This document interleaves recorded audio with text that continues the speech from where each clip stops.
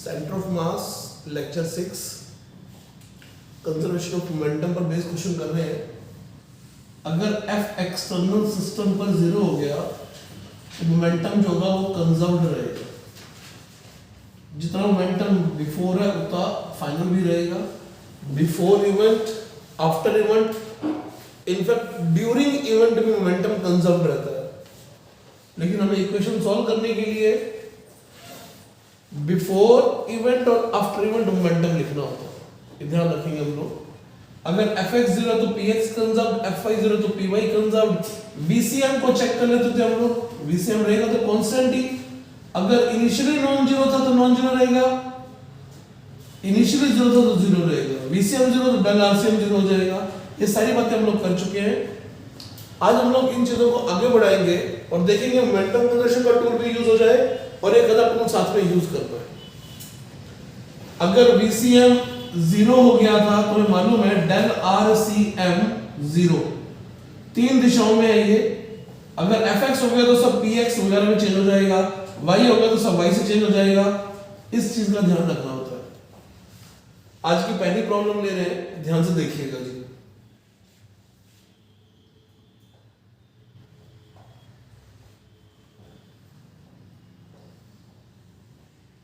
ये capital M मास का एक वेज है। कैपिटल M मास का एक वेज है। इसकी रेडियस r है और ये सेमी सर्कुलर सेक्शन है। यहां पर एक स्मॉल m मास का पीस पड़ा है। इसका साइज बहुत छोटा है। Each contact is smooth, each contact is smooth, each contact is smooth. Small m is released from rest. Everything is the rest in fact. Small m is released from rest. क्या क्या demand आ सकती है, क्या क्या question पूछा जा सकता है। सबसे पहले एनालाइज द मोशन। आप लोगों के लिए कि आप इस मोशन को सोचेंगे कैसे कैसे होगा, कैसे हिलेंगी चीजें।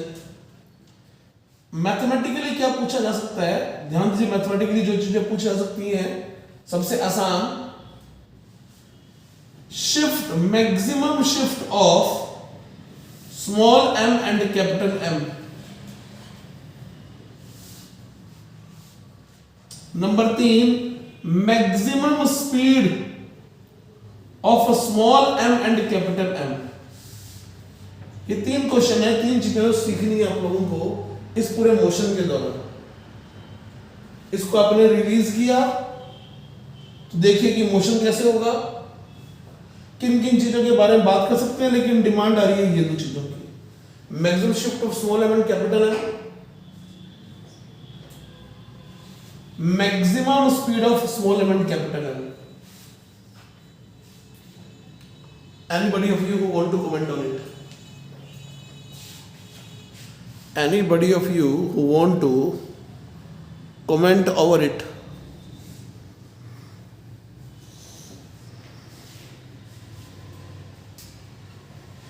आप में से कोई भी जो इस पर पूरी की पूरी बातचीत रखना चाहे अपनी।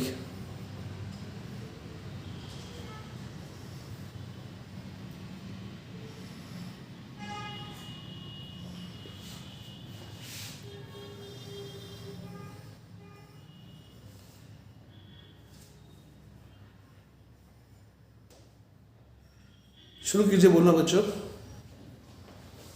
कुछ ही बताना चाहिए आप लोग को।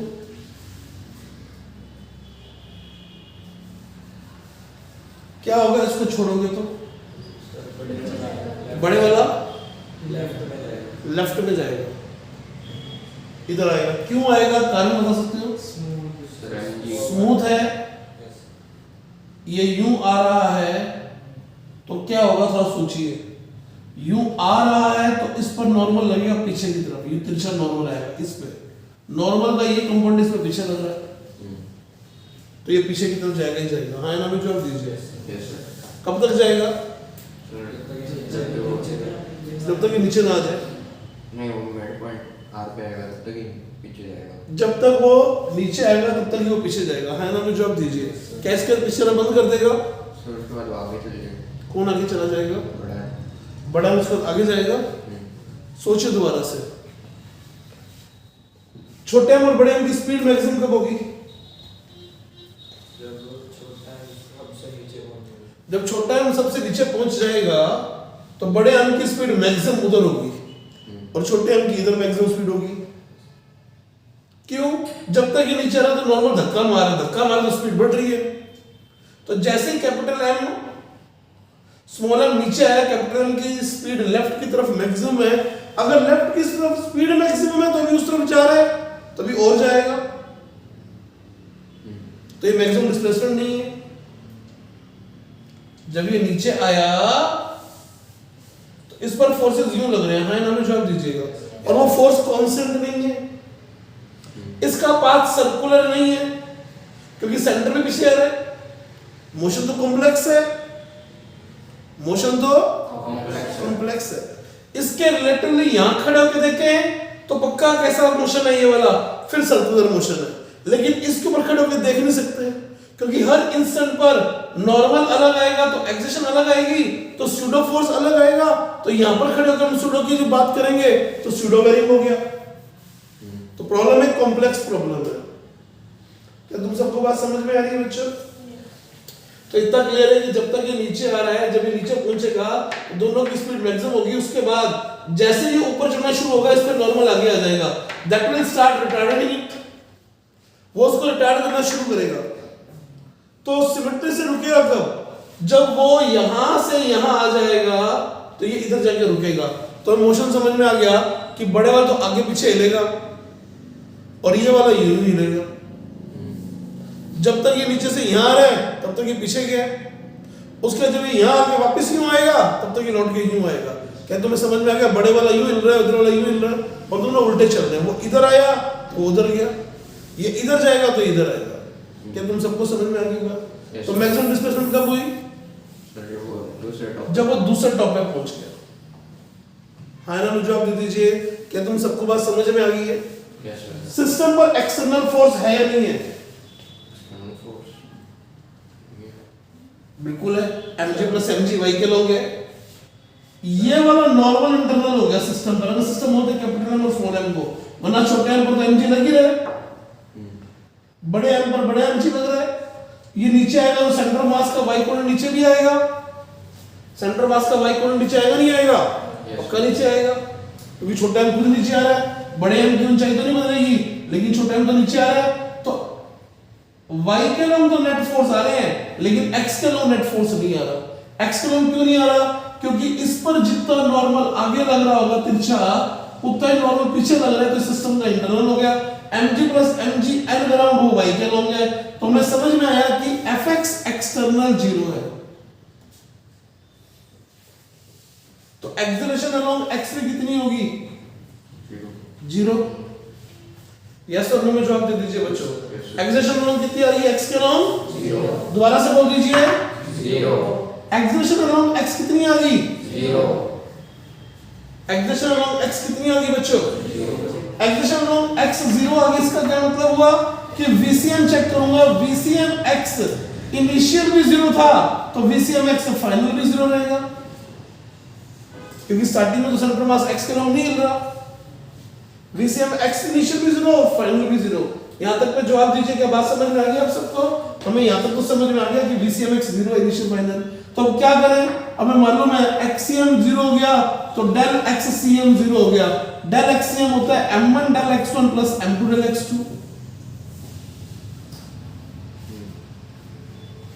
अब मैं लास्ट में लिखूंगा, अगर ये रुका होता तो ये यहां से यहां गया तो 2r आगे गया होता। कितना आगे गया होता? लेकिन ये x पीछे आ गया होगा। अगला डायग्राम ये बनेगा।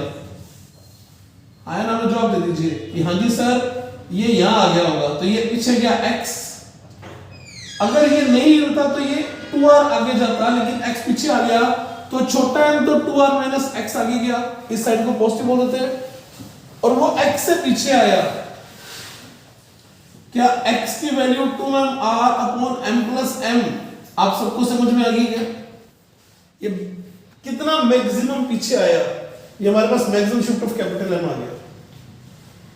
दोबारा से चेक कीजिए, अगर ये नहीं हिलता तो ये 2r आगे जाता, लेकिन ये x पीछे आ गया तो अल्टीमेटली कितना आगे गया, अल्टीमेटली ये 2r माइनस x आगे गया।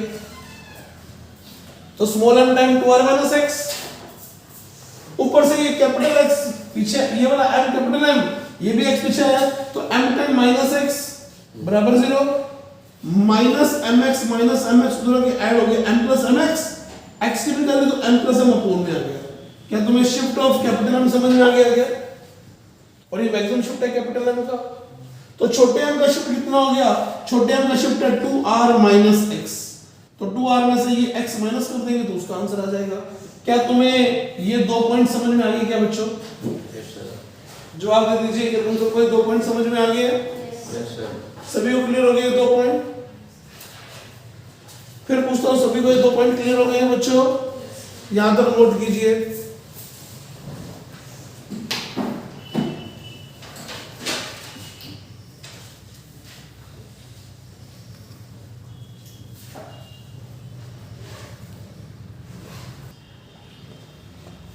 अच्छा, मैक्सिमम स्पीड निकालनी है। अच्छा, दूसरा चीज जो थी, ये किसका शिफ्ट आ चुका है, ये शिफ्ट आ चुका है shift of small m। Capital M का शिफ्ट निकालना हो तो 2r में से एक शिफ्ट ऑफ कैपिटल M आ गया, स्मॉल m का शिफ्ट निकालना हो तो 2r माइनस x। हाँ ना, में जवाब दे दीजिए। ये x पुट करेंगे तो आंसर आ जाएगा 2 स्मॉल m की capital M upon m plus m। ऐसे देखिए शिफ्ट करेंगे तो ये शिफ्ट ऑफ स्मॉल m आ गया। ठीक है जी। मैक्सिमम स्पीड कहां पर होगी, मैक्सिमम स्पीड कहां पर होगी, जब वो नीचे आएगा तो मैक्सिमम स्पीड होगी। तो उसका डायग्राम बनाते हैं हम लोग मैक्सिमम स्पीड को सॉल्व करने के लिए। ध्यान दीजिएगा, उस इंस्टेंट पर दोनों की स्पीड मैक्सिमम होगी अनडाउटेबली। तो ध्यान दीजिए, मान लीजिए ये नीचे वाले हिस्से पर आ चुका है स्मॉल m, इस टाइम पर इसकी स्पीड u है, इसकी स्पीड v है, जो कि अपनी अपनी मैक्सिमम है। u और v निकालने के लिए आपको 2 इक्वेशंस चाहिए। क्या क्या इक्वेशंस होंगे, एनी आइडिया? तेज बोल बेटा। Initial momentum equal to final momentum along x, क्योंकि x पे मोमेंटम कंजर्व रहेगा। तो इनिशियल मोमेंटम अलोंग x कितना हो गया, small m time 0 capital M time 0। लिख रहे हैं pi x equal to p final x, क्योंकि वेलोसिटी निकालनी है। शिफ्ट निकालना हो तो डेल rc वाला फार्मूला था, स्पीड से निकालनी है तो मोमेंटम का फार्मूला। फाइनल मोमेंटम इसका मान लिया हम लोगों ने पॉजिटिव वाली, तो mu माइनस mv, तो mu इक्वल टू mv। क्या आपको ये पहली इक्वेशन समझ में आ गई? अब आपको एक सेकंड इक्वेशन और चाहिए ताकि आप uv की वैल्यूज निकाल सके। सेकंड इक्वेशन पे कमेंट कीजिए कैसे यूज करें, किस इक्वेशन का यूज करें कि बात बन जाए। फिजिक्स की प्रॉब्लम सॉल्व करने के लिए आपके पास कितने टूल होते हैं? 3 टूल। कौन कौन से? F equal to ma, work energy theorem, momentum conservation लग गया। अब क्या यूज करें? Work energy theorem. जितना पोटेंशियल एनर्जी का लॉस हुआ दोनों को काइनेटिक एनर्जी मिल गई होगी। हाँ ना, में जवाब दे दीजिए बच्चों, क्योंकि नॉर्मल तो इंटरनल हो गया। तो जितना पोटेंशियल एनर्जी का लॉस हुआ, तो loss in gravitational potential energy equal to gain in kinetic energy. तो हम लिख रहे हैं mgr, लॉस हुआ mgr का, ये r हाइट से फॉल कर चुका है, लेकिन काइनेटिक एनर्जी दोनों को मिली है। यस और नो में कमेंट करें बच्चों। क्या तुम सबको इक्वेशन समझ में आ गई है? यहां से कैपिटल V की वैल्यू निकाल लो। कैपिटल V की वैल्यू आ गई mu by m, को यहां पुट कर देते हैं, half mu square plus half capital M, v square की जगह पर m square u square by capital M square बराबर mgr। ये छोटे m से छोटा m हर जगह से कट गया, ये बड़ा m भी कैंसिल हो गया यहां से, राइट? Yes sir. u की वैल्यू आ गई, ये 2l से वाला इधर आ गया 2gr बराबर क्या बचेगा, u स्क्वायर कॉमन 1 प्लस छोटा m बाय बड़ा m। क्या दिखाई दे रहा है? u की वैल्यू आ गई यहां से, u की वैल्यू यहां पुट करते ही कैपिटल V की वैल्यू आ गई। तो दोनों ब्लॉक्स की हमारे पास स्पीड आ गई है जो कि मैक्सिमम स्पीड है इस इंस्टेंट पर। क्या तुम्हें समझ में आ गया कि इस क्वेश्चन को सॉल्व करने के लिए, इस पार्ट को सॉल्व करने के लिए दो टूल काम में आए, एक तो मोमेंटम कंजर्वेशन का टूल भी काम में आया और दूसरा वर्क थ्योरम का टूल भी काम में आया। जवाब दे दीजिए। क्या आप सबको ये बात समझ में आ गई है? नोट कीजिए।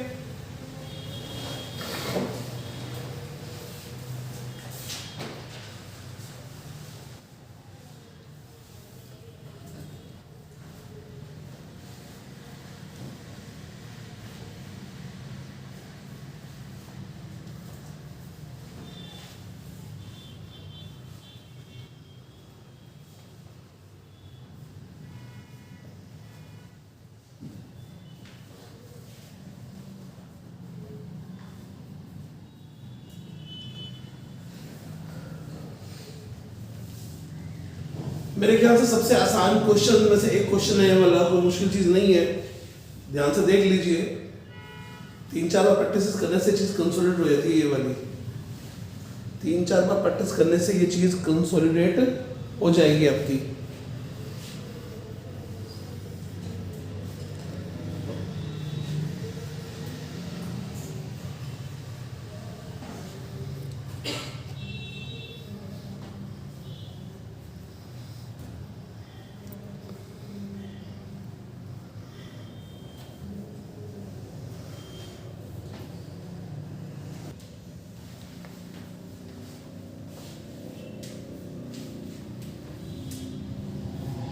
सबको मैक्सिमम शिफ्ट के बारे में पता लग गया, कैसे लिखा गया, कैसे वेलोसिटी के बारे में लिखा गया, ये सब समझ में आ गया बच्चों आपको। इसमें कोई किंतु परंतु अब नहीं होना चाहिए। ठीक है जी।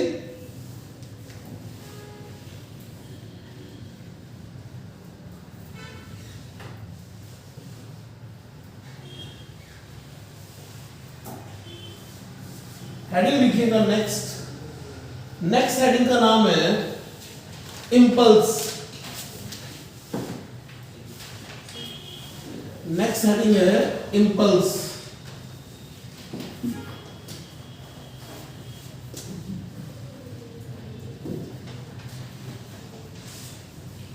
नेक्स्ट हेडिंग है हमारे पास इम्पल्स। इम्पल्स का सिंबल आई या फिर जे लिया जाता है। इसका सिंबल आई या फिर जे लिया जाता है। इम्पल्स की पहली डेफिनेशन याद रखिए। It is called total effect of force. It is called total effect of force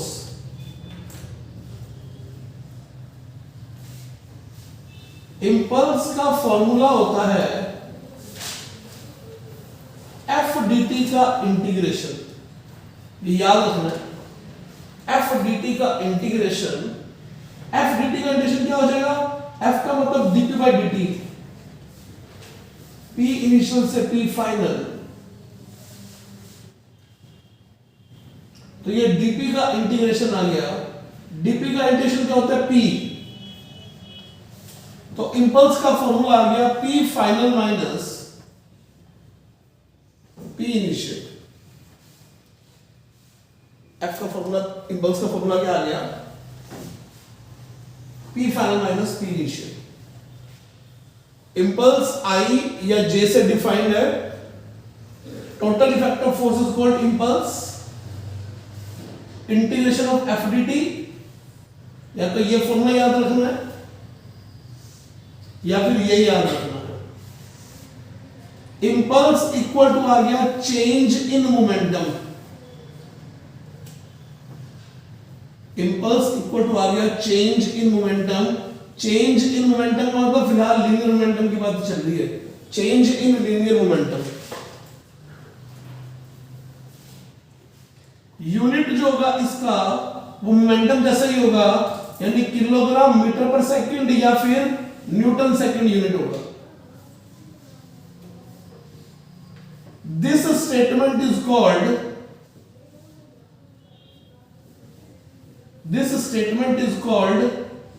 impulse momentum theorem.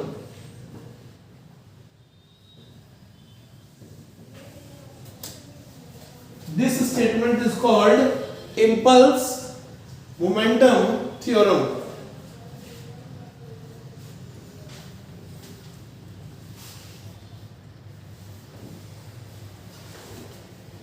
This statement is called impulse momentum theorem.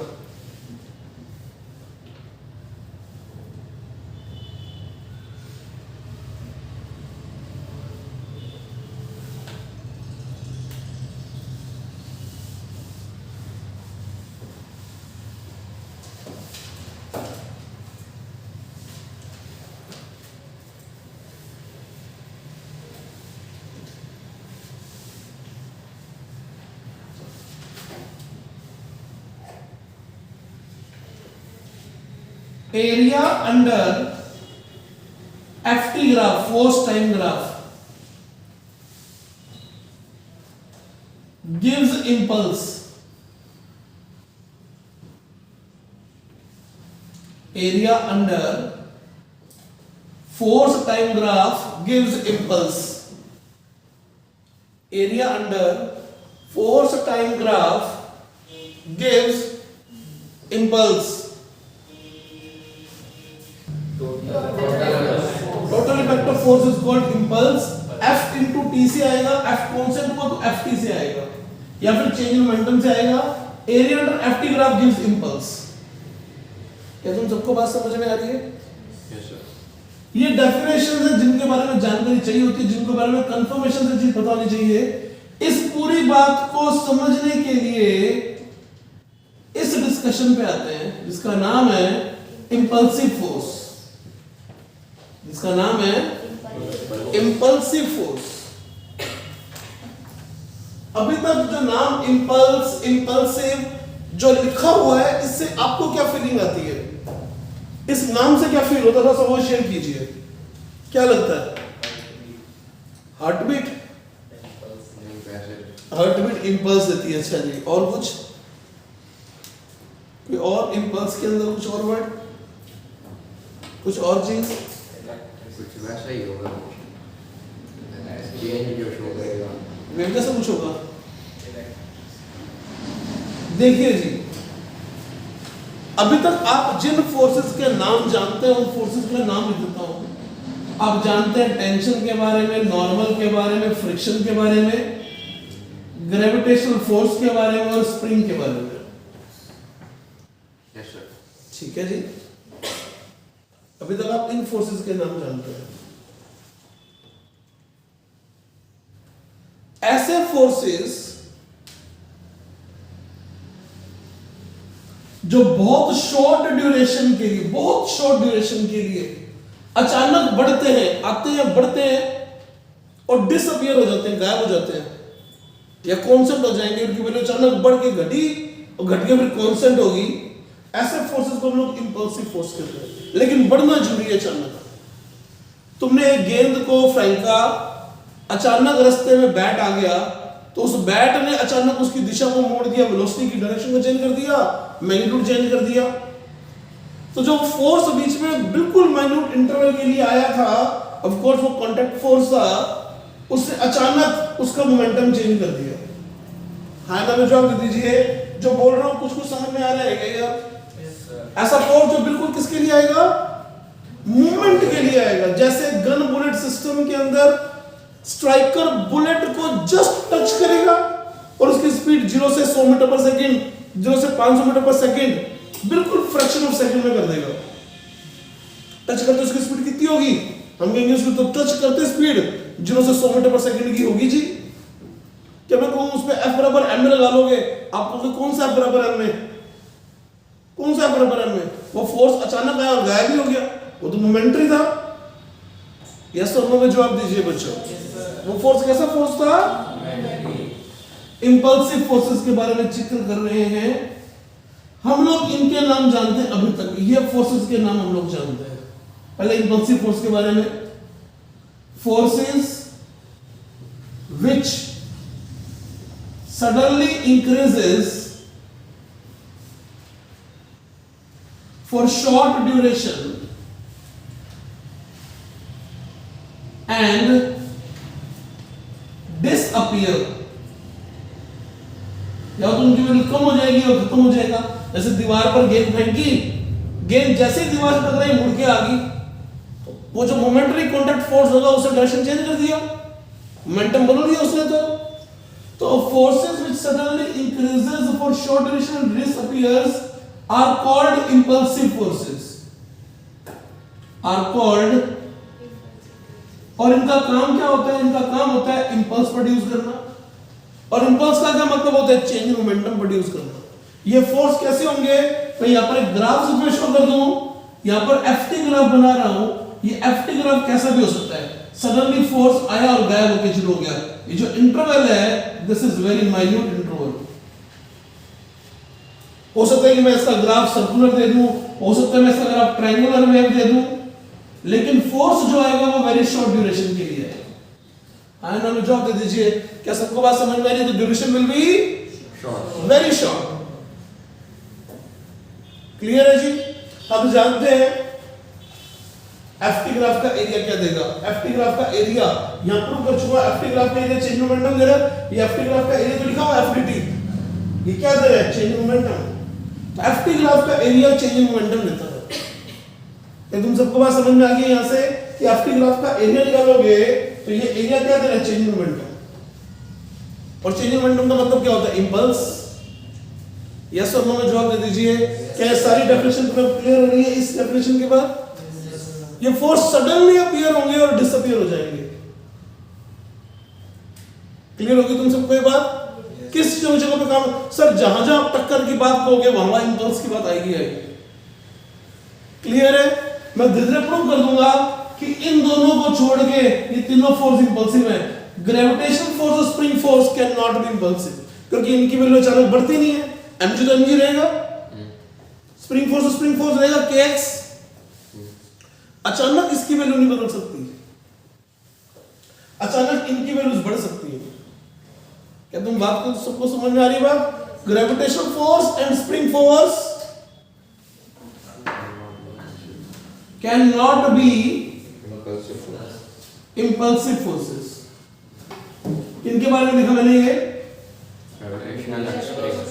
ये कभी भी इंपल्सिव फोर्सेस नहीं होते हैं। बता दीजिएगा यहाँ तक की बातचीत तुम सबको समझ में आ गई है कि बच्चों? क्लियर है? यहाँ तक नोट कीजिए।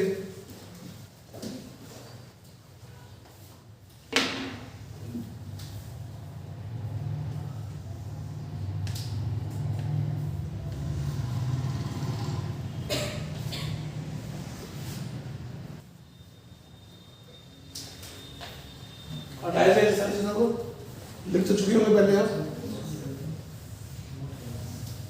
करें इरेज सारा पोर्शन।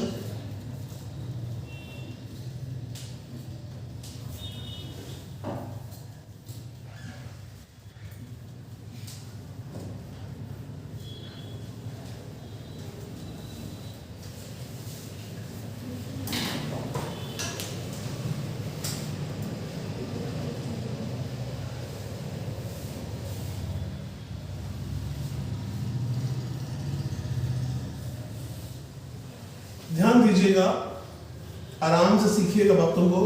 मैं एक एक करके प्रूव करूंगा कि टेंशन, नॉर्मल, फ्रिक्शन कैसे इंपल्सिव है। समझने के लिए चीजें हैं, मेरी बेसिक डेफिनेशन है सिर्फ। पहले छोटी बात है, मान लीजिए जो डीपी है या चेंजिंग मोमेंटम है, P final minus P initial, वो कांस्टेंट है, यानी F इंटू टी कांस्टेंट हो गया। एफ डी टी का इंटीग्रेशन कांस्टेंट था, मैंने F को एक बार के लिए ऐसे कांस्टेंट मान लिया, कांस्टेंट लेट दिया हमने इसको, तो एफ डी टी का इंटीग्रेशन एफ टी बन गया, कांस्टेंट आ गया। यानी F1 T1 equal to F2 T2 लिख सकता हूं, या लिख सकता हूं T प्रोपोर्शनल टू 1/F, ये F प्रोपोर्शनल टू 1/T। थोड़ा समझाता हूं, चेक करते हैं अपने, इस बात को समझते हैं। जब एक प्लेयर बॉल को कैच करता है तो कैच करने के साथ साथ जैसे बॉल टच में आती है वो अपने हाथ को पीछे लेके जाता है। क्यों? ताकि उसके हाथ में फोर्सेस कम लगे। तो प्रैक्टिकल जानते हैं, लेकिन समझते हैं इस बात को। उसको उस गेंद को रोकना है तो मोमेंटम का चेंज को जीरो करना है, उसमें मोमेंटम को जीरो करना है। भी कुछ मोमेंटम था इनिशियली, फाइनल जीरो करना है तो मोमेंटम में चेंज लेके आना है। कैच कर रहे हैं, क्योंकि कैच करने की बात कर रहे हैं, उसके मोमेंटम को जीरो करना है। अगर वो कांटेक्ट टाइम ज्यादा करेगा तो फोर्स कम लगाना पड़ेगा, और कांटेक्ट टाइम कम होगा तो हाथों में फोर्स ज्यादा लगाना पड़ेगा, तो ज्यादा लगेगा भी। क्या तुम्हें बात समझ में आ रही है कि कांटेक्ट टाइम बढ़ने से लगने वाले फोर्सेस की अमाउंट कम होगी है, चाहे वो गेंद हाथ पे लगा रही है चाहे हाथ गेंद पे लगा रही है। लेकिन अगर हाथ पर लगने वाला फोर्स गेंद के से कम हो गया तो चोट कम होगी। इसीलिए एक बंदा जब रेत में जंप करता है तो उसको चोट कम लगती है इन कंपैरिजन टू कि वो मार्बल फ्लोर पे जंप करे। मार्बल फ्लोर पे जंप करेगा तो जैसे ही पैर फ्लोर के कांटेक्ट में आएंगे पैर तो रुक जाएंगे, तो जंप क्या हो गया, झटका बड़ा हो गया, क्योंकि मोमेंटरी स्टॉप एक ही मोमेंट में स्टॉप हो गया। लेकिन रेत में अगर पैर धसेंगे तो टाइम ज्यादा लगेगा रुकने में, तो फोर्स को बैठने पैरों पे कम लगेगा। किसी ने गाड़ियों में शॉकर होते हैं, खड्डे में गया भैया तो शॉकर दबेंगे, इतने में टाइम मिल गया, स्प्रिंग दबेगा तो हाथों पे झटका क्या आएगा, कम आएगा। लेकिन वही शॉकर खराब हो तो जैसे ही कार भिड़ती है वैसे जल हाथों पे आता है। हाँ ना, में जवाब दे दीजिए बच्चों को। जितने भी ग्लास यूटेंसिल्स हैं उनको जब कैरी किया जाता है बॉक्सेस के अंदर डाला जाता है तो हमेशा थर्मोकोल या फिर पेपर के पीसेस डाले होते हैं ताकि वो आपस में हिले तो कांटेक्ट टाइम बढ़ जाए। बात समझ में आ रही है, ताकि टूटने की संभावना क्या हो जाए, कम हो जाए। क्या तुम्हें ये सारे एग्जांपल समझ में आ रहे हैं जो बोल रहा हूँ F = equal to कांस्टेंट के लिए? Yes sir. पक्का बोल दीजिए। Yes sir. इस पॉइंट को लिख के बात को नोट कीजिए बच्चों।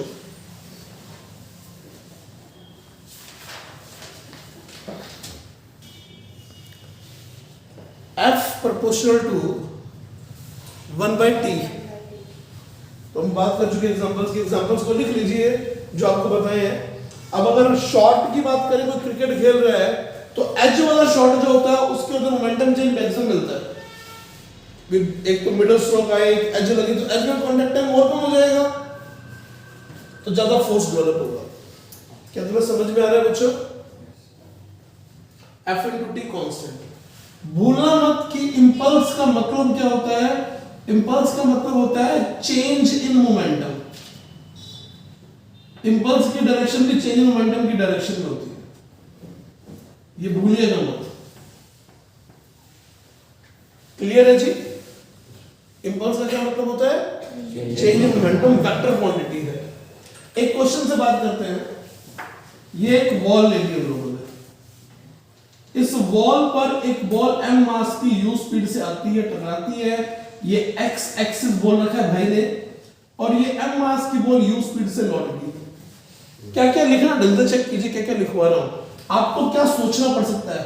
आपको ये सोचना पड़ेगा तभी आप ये लिख पाओगे और तभी आप ये लिख पाओगे। हाँ इन्होंने जवाब दे दीजिए। पूछेगा तो डायरेक्टली ये बात है कि ये बता दो, ये बता दो, लेकिन ये या ये बताने के लिए चाहिए तो यही इनिशियल मोमेंटम बोलो बॉल का, इनिशियल मोमेंटम बॉल का mu। आने में जवाब दे दीजिए। mu i क्या न्यूटन सेकंड। p फाइनल कितना हो गया? माइनस का mu i क्या Newton second. mu time minus i क्या। चेंज इन मोमेंटम क्या होगा? ये माइनस ये, तो ये आ गया -2 mu i क्या, ये माइनस ये क्या। मैग्नीट्यूड कितना आ गया? मैग्नीट्यूड आ गया इसका 2 mu न्यूटन सेकंड। जवाब दे दीजिए। क्या सारे आंसर समझ में आ गया आपको क्या? लेकिन इस चीज तक पहुंचने के लिए ये लिखना आएगा तभी तो पॉसिबल हो पाएगा, वरना ये पॉसिबल हो ही नहीं पाएगा। जवाब दे दीजिए कि आप सबको बात समझ में आ गई है। मोमेंटम इनिशियल कैसे लिखा, फाइनल कैसे लिखा, कैसे p final minus p initial लिखा। ये माइनस ये तो डबल हो गया ये। क्लियर है जी सबको? पक्का बता दीजिए। सबको समझ में आ गया मोमेंटम का चेंज कैसे लिख रहे हैं, इंपल्स कैसे लिख रहे हैं। एग्जांपल नोट कीजिए बच्चों, एग्जांपल नोट कर लीजिए वाला जो भी लिखा हुआ है बोर्ड पे।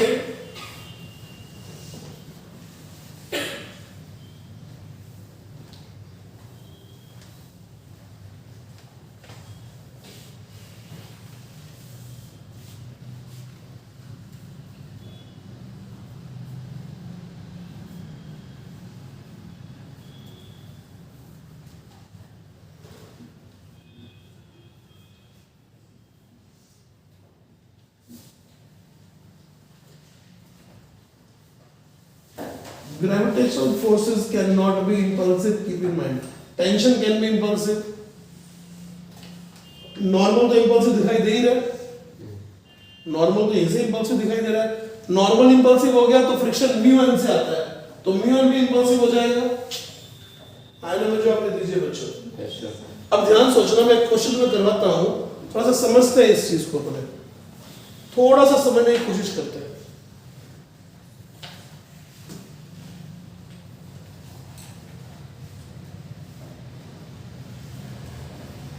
एक बॉल ले लीजिए, कॉस्को वाली, लेदर की, प्लास्टिक की जो मांगी है, इसका मास कितना का मालूम है? एम नहीं, न्यूमेरिकल वैल्यू में जाऊंगा. 100 ग्राम की गेंद मान ली मैंने. प्लास्टिक में होगी तो 100 ग्राम की नहीं होगी, 50 ग्राम की हो जाएगी, 35-40 ग्राम की गेंद हो जाएगी. हाँ ना, में जो आपने दीजिए बच्चों. Yes, sir. तो 100 ग्राम की गेंद मान ली. इसको आपने दीवार की तरफ भेज दिया 20 मीटर पर सेकंड से. इतना तो थ्रो किया जा सकता है हाथ से. 1 सेकंड में 20 मीटर जा सकते हैं, इतना थ्रो दे सकते हैं हम लोग को. 10 मीटर पर सेकंड, 15 मीटर पर सेकंड. बुलेट जैसे स्पीड तो नहीं दे सकते कि 50 मीटर पर सेकंड का थ्रो कर दो, ये तो पॉसिबल नहीं हो पाएगा. लेकिन 15 मीटर पर सेकंड, 20 मीटर पर सेकंड से थ्रो आसानी से किया जा सकता है. क्या तुम्हें ये बात समझ में आ रही है? Yes, sir. ये बॉल जो है वो इस दीवार पर टकराती है और सेम इसी स्पीड से लौट के आ जाती है. टकराई और लौट के आ गई, ये बॉल होगी. जो कांटेक्ट टाइम है, कांटेक्ट Time. ड्यूरेशन या टाइम, कितना कांटेक्ट टाइम ड्यूरेशन मानते हो? सोच के जवाब देना. कितने कांटेक्ट में रहेगी होगी? 0.7. 0.7 सेकंड्स होता है, ये मिली सेकंड्स में. मैंने कहा 1 मिली सेकंड यानी 0.001 सेकंड के लिए कांटेक्ट में रहेगी. आइए ना जवाब दे दीजिए. ये ड्यूरेशन होगा 1 सेकंड का, बहुत छोटा भाग होगा वो वाला. हो सकता है कि 100वां भाग हो, हो सकता है 1000वां भाग हो. मैंने 1000वां भाग मान लिया. Yes, sir. 1 सेकंड के 1000वें भाग के लिए कांटेक्ट में रही. मैंने पूछा बताओ कितना फोर्स लग गया होगा. ये क्या है? फोर्स ऑन बॉल या नॉर्मल ऑन बॉल आएगा तो नॉर्मली कांटेक्ट में. आइए ना जवाब दीजिए कि नॉर्मल निकालना है. हो सकता है कि मैं एग्जांपल को यूं बोलने के लिए यूं बोल दूं, एक गेंद को मैं जमीन की तरफ भेजा, जमीन की तरफ जाते समय 20 से टकराती है, फिर उठती है 20 से. कांटेक्ट टाइम अभी भी यही था. तो ग्राउंड ने कितना फोर्स लगाया? अगर ये गेंद सिर्फ पड़ी होती ग्राउंड पे तो mg के हिसाब से इसका होगा 0.1 into 10, सिर्फ 10 न्यूटन का फोर्स होता है. हाँ ना, में जवाब दे दीजिए. mg के हिसाब से m इसका 0.1 किलोग्राम into g, 1 न्यूटन का वेट आ रहा है, 1 न्यूटन का फोर्स आ रहा है. हाँ ना, में जवाब दीजिए बच्चों. सिर्फ ये पड़ी होती तो. लेकिन अब कितना आएगा फोर्स चेक करते हैं. हम लिख रहे हैं L into T equal to dp. याद आ गया क्या? L into T equal to dp. अरे F into T dp होता है इंपल्स. तो चेक करते हैं इंपल्स कितना आ गया. सर इंपल्स तो हमें समझ में आ रहा है, m into v का दुगना करना है, तो 0 into 1 into 20 का दुगना करना है और इसको टाइम से डिवाइड करना है. टाइम है 0.001 सेकेंड. यहां से 1 डेसिमल आया, यहां से भी हटाया तो ऊपर 100 आ गया. तो नॉर्मल की वैल्यू आ गई 4000 न्यूटन. आइए ना, में जवाब दो. क्या तुम्हें समझ में आ रहा है? How much tremendous force is acting in this situation right now? 4000 newton का फोर्स. अच्छा खासा फोर्स है. Impulsive forces are very huge in amount. ये अमाउंट में बहुत बड़ी वैल्यू के होते हैं. क्या तुम्हें फीलिंग आ रही है न्यूमेरिकल वैल्यू से? जवाब दो ना यार. कौन से फोर्सेस है ये? Impulsive. जो कितने देर के लिए एक्ट करेंगे? शॉर्ट ड्यूरेशन के लिए एक्ट करेंगे. अचानक बढ़ेंगे, अपना काम निपटाएंगे और गायब हो जाएंगे, समय नहीं लगेगा. जैसे गन से बुलेट को फायर करना, दो ऑब्जेक्ट की टक्कर. अब दो ऑब्जेक्ट की टक्कर में दो गेंदें हो सकती हैं, एक बैट एक बॉल हो सकती है, कुछ भी हो सकता है. बुलेट का गन से फायर होना भी कोलिजन ही है. उसमें स्ट्राइकर बुलेट को कोलाइड कर रहा है. आइए ना, जवाब दे दीजिए बच्चों. इंपल्सिव फोर्सेस की बात जनरली टक्करों के दौरान ही की जाती है. क्लियर हो गया यहाँ तक का मामला तुम सबको कि क्या इंपल्सिव फोर्स के बारे में पढ़ रहे हैं? एग्जांपल नोट कीजिए बच्चों ये वाला।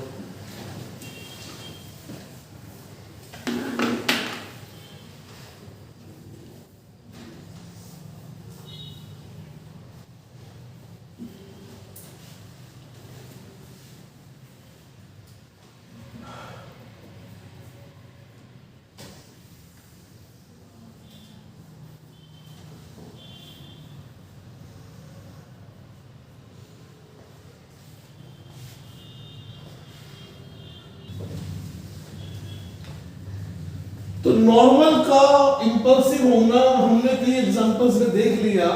अब नॉर्मल इंपल्सिव है तो फ्रिक्शन भी इंपल्सिव हो सकता है, लेकिन अभी फ्रिक्शन इंपल्सिव के क्वेश्चंस कोई नहीं देख रहे। अभी इंपल्स को देख लेते हैं, कैसे इंपल्सिव फोर्सेस की बात चल रही है, ध्यान दीजिएगा। जैसे ये धागा हो गया, धागे के साथ एक ब्लॉक बना हुआ। इस ब्लॉक पर अगर आप यहां से कोई गेंद फेंक के मारेंगे, यूं फिर गेंद फेंक के मारेंगे, ढंग से सुनना बेटा बात प्लीज यार। यूं गेंद मार रहे हैं और इस गेंद की टक्कर के बाद का सीन समझते हैं।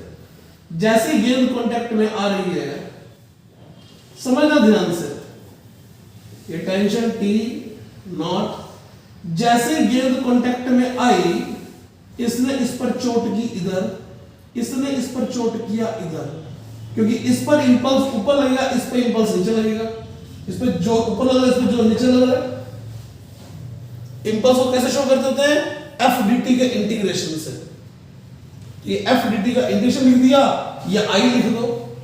मैं एफ dt लिख रहा हूं और बताने के लिए कि नॉर्मल इंपल्सिव है। बोर्ड से ध्यान हटाएं, लेकिन इस टेंशन की वैल्यू जो होगी वो पहले से कम हो जाएगी। झटका लगा तो टेंशन तो घटी होगी, उस तक जीरो भी हो गई हो, उसको धागा सिनाकी कर गया हो। इस केस में ये वाला नॉर्मल जो कांटेक्ट है, नॉर्मल तो हो गया इंपल्सिव, लेकिन जो टेंशन है ये होगी इस क्वेश्चन में नॉन इंपल्सिव। कैसी होगी? ये टेंशन होगी नॉन इंपल्सिव।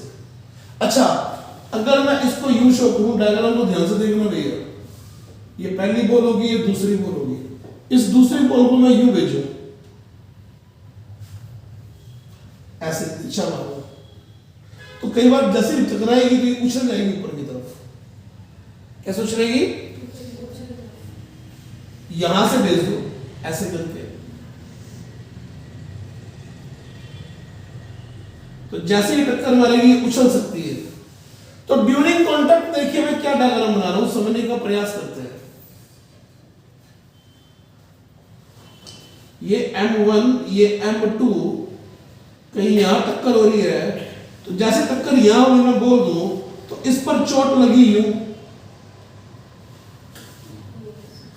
जब चोट यहां आके लगेगी तो टुवर्ड सेंटर तो चोट लगेगी ऐसे, तो इस पर चोट लगी यूं, लेकिन इस पर यूं चोट लगने से धागे की टेंशन अचानक बढ़ेगी।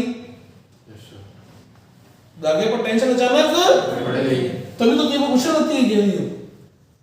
आना में जवाब दे दीजिए। तो इस केस में टेंशन कैसी होगी? इस केस में टेंशन इंपल्सिव होगी।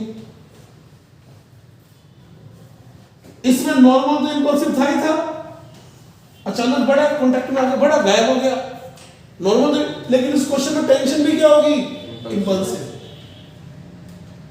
क्या तुम्हें समझ में आ रहा है कि इंपल्सिव टेंशन क्यों बोल रहे हैं? क्योंकि अचानक बढ़ गई है। क्लियर हो रही है लाइन आप सबको? थोड़ा मुश्किल चीज लग सकती है कुछ लोगों को ये वाली कि अचानक कैसे, जब ये यूं टकरा रहा है धागे में टेंशन अचानक बढ़ सकती है, कोई बड़ी बात नहीं है। इस प्रॉब्लम में नॉर्मल इंपल्सिव है, टेंशन भी इंपल्सिव है। इस प्रॉब्लम में और टेंशन, वो डायग्राम आप लोग बना चुके थे, क्वेश्चन सॉल्व कर चुके थे कॉपी में। मैं उसको उठा के डायग्राम और बनाता हूं, तुम्हें और क्लैरिटी आएगी। चेक करते हैं उस बारे में। मान लीजिए आपके पास ये सिचुएशन गिवन है कि हमारे पास एक तो इस तरीके की थोड़ी बड़े साइज की बॉल पड़ी और एक छोटे साइज की बॉल पड़ी है। एक प्लास्टिक की बॉल होगी थोड़ी बड़े वाली, एक टेबल टेनिस की बॉल होगी तो छोटे वाली, थोड़ी छोटी है। अब ये बॉल आगे की तरफ बढ़ रही है, अभी इस पर कौन कौन से फोर्सेस लग रहे हैं? इस पर mg एन ग्राउंड, इसको 2 बोल देते हैं m2g, इसका नाम m1g बोल देते हैं, और नॉर्मल ग्राउंड का 1 बोल देते हैं। इस पर ये इधर जा रही थी, सुन लेना भैया ध्यान से, जैसे कांटेक्ट में आएंगी, समझना ध्यान से भैया, भैया ये समझना सारे जने, ये यूं जा रही थी, कांटेक्ट में आ गई, तो जैसे ये जाते जाते इसके कांटेक्ट में आई, तो इसने इस पर चोट की इधर, इसने इस पर चोट की इधर। इसको कैरम बोर्ड का सीन मान लो चाहे एक बार, साइड में दीवार मत बनाओ, फर्श मत बनाओ, कैरम बोर्ड में अपने को साइड पॉकेट में लेना हो कॉइन को, तो स्ट्राइकर यूं मार के कॉइन को डाल दे, कोई बड़ी बात नहीं भाई साहब। कैरम बोर्ड का अपन टॉप पे समझ लो चाहे इसको तुम लोग, लेकिन यहां से ये नॉर्मल आया है ना, जवाब दो मैं सीधा फेंका था, ये वेलोसिटी की डायरेक्शन है, ये कैरम का स्ट्राइकर यूं जा रहा था, और ये दूसरा कोई कॉइन हो गया, उस कॉइन पे फोर्स यूं लगा, तो इन दोनों पे नॉर्मल इंपल्सिव हो गया। ये नॉर्मल जो आया, ये इस पर ऊपर की तरफ चोट कर रहा है, जिससे एन ग्राउंड 1 तो घट गया।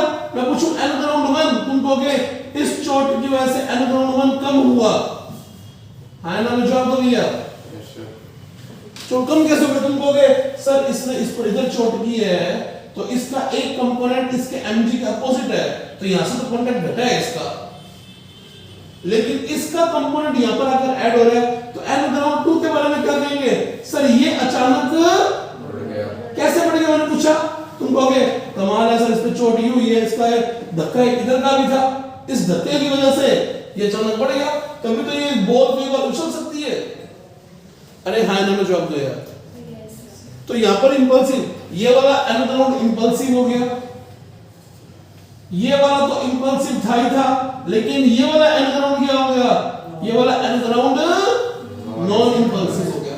तो सिंपल सी बात जानना चाहूंगा, क्या तुम्हें कुछ कुछ विचार इंपल्सिव नॉन इंपल्सिव के समझ में आ रहे हैं क्या यार? बोलो ना भैया। Yes sir. हमें इंपल्सिव नॉन इंपल्सिव का कुछ कुछ आइडिया समझ में आ रहा है कि कैसे इन चीजों के बारे में बात की जा रही है। ये सारे डायग्राम अपनी कॉपी में बना लीजिए बच्चों आप लोग।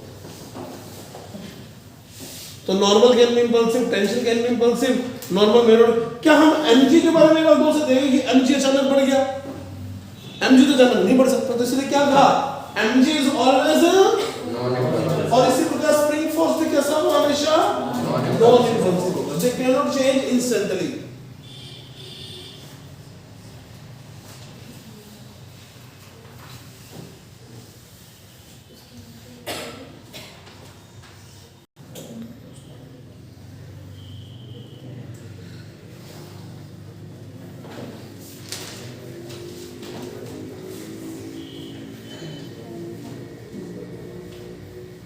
इंपल्सिव नॉन इंपल्सिव के बारे में पूरी जानकारी आपको दी है।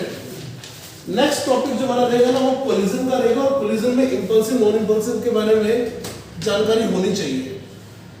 Basic idea impulse non impulse का पता होना चाहिए, ठीक है ना?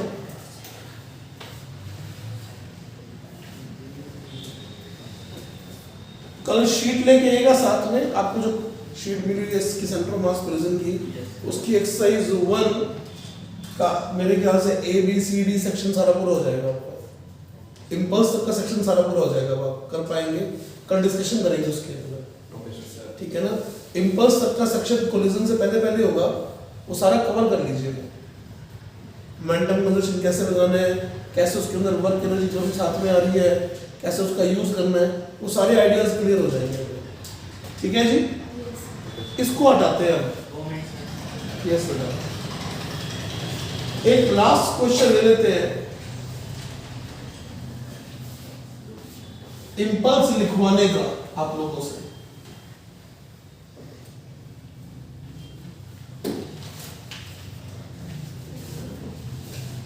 ये साइड इरेज कर दूं, वो लास्ट बढ़िया साइड, इसको इरेज कर दूं।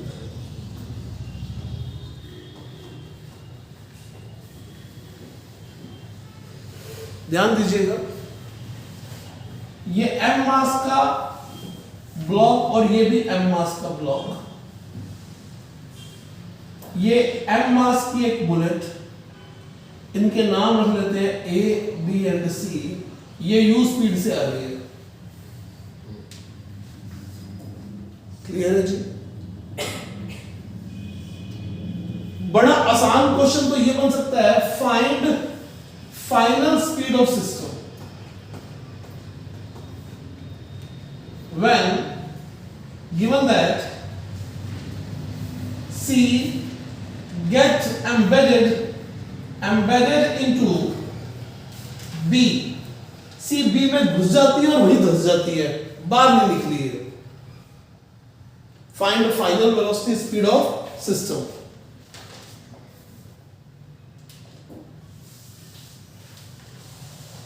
वही एफ नेट चेक कर लो, क्योंकि एक इवेंट हो रही है इसमें, जस्ट बिफोर जस्ट आफ्टर का इवेंट है इसमें, ये समझना पड़ेगा हम लोगों को। आरसीएम की बात तो है नहीं, लेकिन वी दे रखे हैं। सिस्टम सिर्फ एक्स दिशा की बात चल रही है तो सिर्फ एक्स डायरेक्शन में सोचना है। ए बी रुके हुए, सी आ रहा है, टक्कर के बाद हमें मालूम है कि ए बी सी तीनों चलेंगे। क्या प्रॉब्लम तुम देख पा रहे हो? ऑल्सो सिस्टम चूज कीजिए, सिस्टम किसको लेंगे? पूरा A B C, A plus B plus C को सिस्टम लेंगे, क्योंकि सिर्फ ए प्लस बी सिस्टम लिया तो सी एक्सटर्नल हो गया, बी प्लस सी सिस्टम लिया तो धागा और ए बार हो गए, तो टेंशन का फोर्स लगा पाएंगे, है ना? में जवाब दे दीजिए। और जो फोर्सेस लग रहे हैं वो इंपल्सिव है, तो ए प्लस बी प्लस सी को सिस्टम लेंगे। ए प्लस बी प्लस सी को सिस्टम लिया तो अब क्या करें?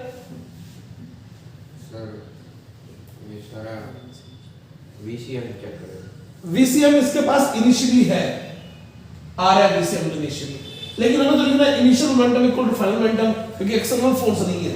टेंशन इंटरनल जितना नॉर्मल इस पे पीछे लगेगा उतना नॉर्मल इस पे आगे लगेगा, जितना नॉर्मल इस पे पीछे लगेगा उतना नॉर्मल इस पे आगे लगेगा। तो Fx नेट जो है वो 0 है। Fx 0 है तो P initial x equal to P final x होना चाहिए। P इनिशियल x कितना हो गया? सिर्फ mu आ रहा है, बाकी दो का तो 0 है, सिर्फ c का आ रहा है, लेकिन बाद में a plus b plus c तीनों का आ रहा है, और तीनों एक साथ जाएंगे v से। तो v की वैल्यू तुम्हें समझ में आ गई क्या बच्चों? u/3। हाँ ना, में जवाब दे दीजिए। क्या v को तुम्हें u/3 समझ में आ गई क्या? इस पूरी बातचीत को मैं दोबारा से लिखूंगा, थोड़ा सा लेवल चेंज करता हूं बातचीत का।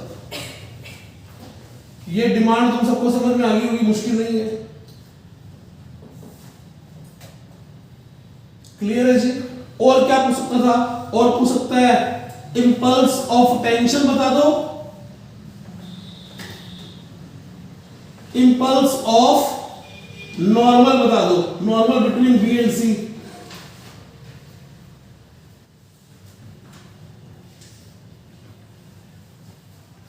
कोई तुम्हें से बता सकता है टेंशन का इंपल्स कैसे शो करें, नॉर्मल का इंपल्स कैसे शो करें? तो तुम पहली बार ये डायग्राम देख रहे हो, इस डायग्राम को चेक करना, पूरी बातचीत समझ में आएगी। ये डायग्राम तुम पहली बार देखोगे अपनी जिंदगी में, पहली बार ऐसा कोई डायग्राम बनाओगे इस तरह की प्रॉब्लम में। मान लो ये कांटेक्ट में आ चुका है सी जो है बी के, ये कांटेक्ट में इस टाइम पे, ढंग से सीखना भैया। इस पर चोट लग रही होगी पीछे की तरफ, और इस पर चोट लग रही होगी आगे की तरफ। क्या तुम्हें ये ए और बी का डायग्राम समझ में आ रहा है क्या यार? ये इस पे चोट कर रहा है, इस पे चोट कर रहा है। इसी इंस्टेंट पर धागा भी टेंशन वाला हो गया, क्योंकि टेंशन अचानक प्रभावी होगी इसमें, तो इस पर टेंशन का इंपल्स आगे, इस पर टेंशन का इंपल्स पीछे। क्या तुम्हें ए बी सी की एफबीडी समझ में आ गई क्या? क्या तुम्हें ए बी सी की एफबीडी समझ में आ गई? एफबीडी में ये इंपल्सिव है, ये झटका आगे, ये झटका पीछे, इस पे ये झटका आगे, इस पे ये झटका पीछे। यस या और नो में जवाब दे दीजिए। अब मैं इनकी इक्वेशन लिखता हूं, ये सारे फाइनली v से जा रहे हैं। c की स्पीड तो u से v हुई है, लेकिन इसकी स्पीड 0 से v हुई है, इसकी स्पीड भी 0 से v हुई है। इस साइड को पॉजिटिव बोल देते हैं। मुश्किल मामला लग सकता है कुछ बच्चों को। टेंशन का इंपल्स पूछा था मैंने तुमसे, अगर तुम्हें टेंशन का इंपल्स दिखाना आ जाए तो तुम्हें पता लग गया आंसर क्या लिखना है इस क्वेश्चन का। तुम्हें टेंशन का इंपल्स लिखना चाहिए ए की एफबीडी लेके कि इसकी velocity mv change momentum, mv momentum हो चुका है 0 से, टेंशन का इंपल्स और v की वैल्यू u/3 है, तो टेंशन का इंपल्स जो होगा वो mu/3 आएगा जी। है ना, मुझे आप दे दीजिए। इंपल्स पूछा टेंशन का इंपल्स किस पे लग रहा है? इस पर भी टेंशन का इंपल्स लग रहा है, इस पर भी लग रहा है, लेकिन इससे निकालना आसान है क्योंकि इसमें सिर्फ टेंशन का इंपल्स है। इस पे तो नॉर्मल का इंपल्स भी आएगा, टेंशन का इंपल्स भी आएगा। तो टेंशन का इंपल्स निकालना कहां से आसान है? ए से निकालना आसान है। ये कहां से निकाला हमने? फ्रॉम एम्पलीट्यूड ऑफ ए। क्या तुम्हें ये चीज यहां से समझ में आ रही है क्या? ये चीज मैं यहां से लिखूं तो t dt की वैल्यू मुझे मालूम नहीं कितनी फाइनली v हुआ, तो t dt का इंपल्स आ गया a के लिए mv-0। b के लिए क्या लिखूंगा चेक करना, b पर n dt का इंपल्स आगे है, t dt का इंपल्स पीछे है, बराबर mv-0। और ये b के लिए था। c के लिए n dt का इंपल्स पीछे की तरफ है, इसकी स्पीड u से v हुई है तो फाइनल माइनस इनिशियल। इन सभी को जोड़ लो, सभी को जोड़ोगे तो ये भी कट गया, ये भी कट गया, तो ये सारा इंपल्स जीरो हो गया सिस्टम के अंदर, तो बराबर आ गया 3mv - mu। इसको सॉल्व करोगे तो v फिर u/3 आ गया। क्या तुम्हें लिखने की एक्यूरेसी कुछ समझ में आ रही है क्या यार? थोड़ा भारी काम है ये वाला, लेकिन ये अलग से इंपल्सेस पूछ सकता है अपने से कि टेंशन का इंपल्स था दो, नॉर्मल का इंपल्स था दो, तो चाहो तो तुम डायरेक्टली इससे निकाल दो टेंशन का इंपल्स, नॉर्मल का इंपल्स। इक्वेशन कैसे मैंने लिखी है इसके अंदर बना दें equation, n dt - t dt = mv, तो फिर n dt की वैल्यू 2mv/3 आ गई। क्या ये पूरी बातचीत हम सबको समझ में आ गई है बच्चों? कैसे इक्वेशंस लिखी गई है? आज का लेक्चर यही खत्म करूंगा मैं। आज जो चीज बताई है ये इंपल्स तक इसका सबका यूज आएगा। कल आप लोगों को जितना एक्सरसाइज का काम दिया वो पूरा करके आइएगा। इंपल्स तक का सेगमेंट सारे क्वेश्चन लगा के आने, कल डिस्कशन करेंगे। कल सारे फॉर्मूले आपको इसके याद होने चाहिए। सेंटर ऑफ मास के फॉर्मूले क्या होते हैं, सेंटर ऑफ मास का मोशन कैसे होता है, VCM, ACM, PCM, जितनी टर्म्स पढ़ रखी है वो सारी की सारी। उसके बाद इंपल्स के बारे में, इंपल्सिव फोर्स के बारे में, इंपल्स मोमेंटम थ्योरम के बारे में, ये सारा हम लोगों को पता होना चाहिए। ठीक है जी, आज के लिए इतना काफी है जी।